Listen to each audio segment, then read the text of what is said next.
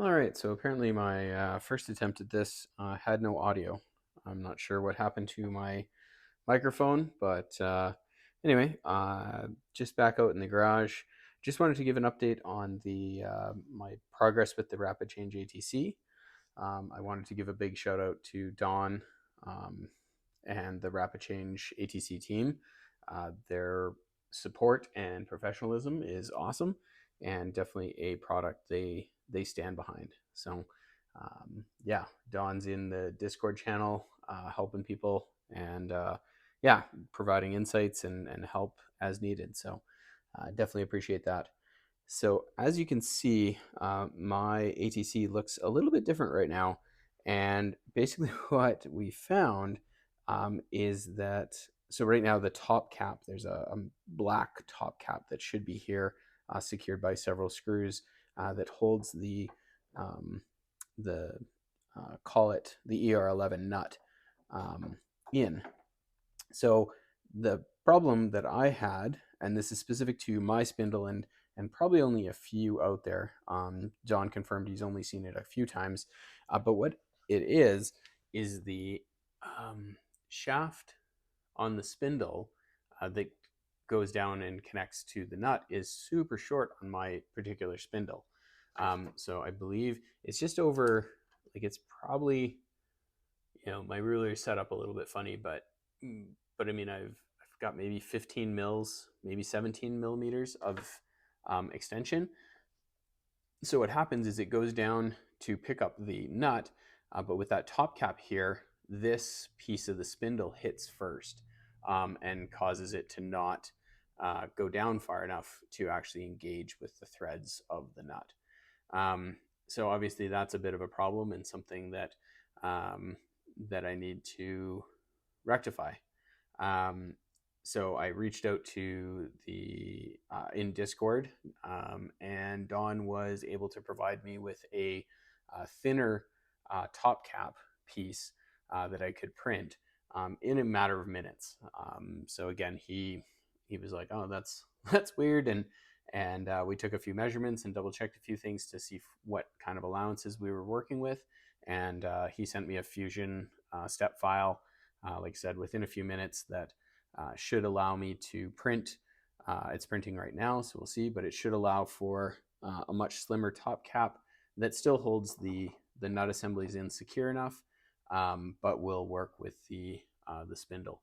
So when you're checking, if you're going to order a rapid change ATC and you're checking if your spindle goes forward and backwards and all the things that are required, maybe just double check that you have well over 20 millimeters of length on the shaft of your spindle, and that'll greatly help with making contact with the spindle nuts.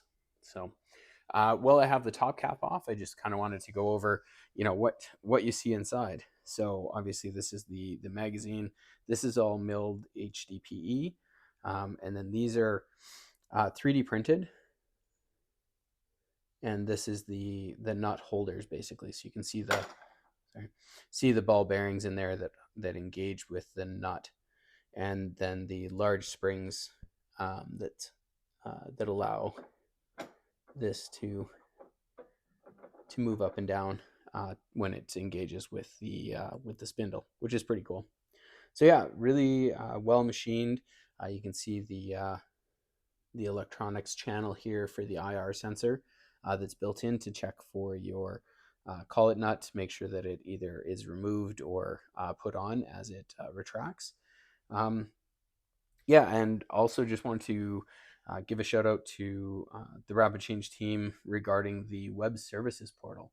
So when you get your Rapid Change ATC, you get a little card to register it on their portal, and then in their portal, you go in and you specify all of the settings that you need. So it basically walks you through all of the various settings to check the position and check the orientation of your magazine, and basically guides you through all the different values that you need.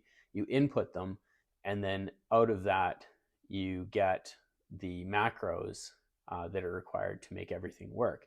And you put those on your SD card, and that's how it knows all the positioning and how to move the spindle. So they did a great job of that. I'll probably do a little bit more of an in-depth video on that later, once I kind of get things set up. But there was just a lot of monkeying around and stuff to try and video the process while I was doing it. Wasn't going to be that useful. So I'll probably do a more concise video on how I set mine up and the values that I needed and how I got those values, just to help anybody else that wants to set theirs up in the future. So, like I said, that top cap is printing now, and I should have it in the matter of an hour or so. So we'll see if it fits, and we'll get moving to testing. So very excited. And other than this one little setback, things have gone very well so far. Thanks for watching.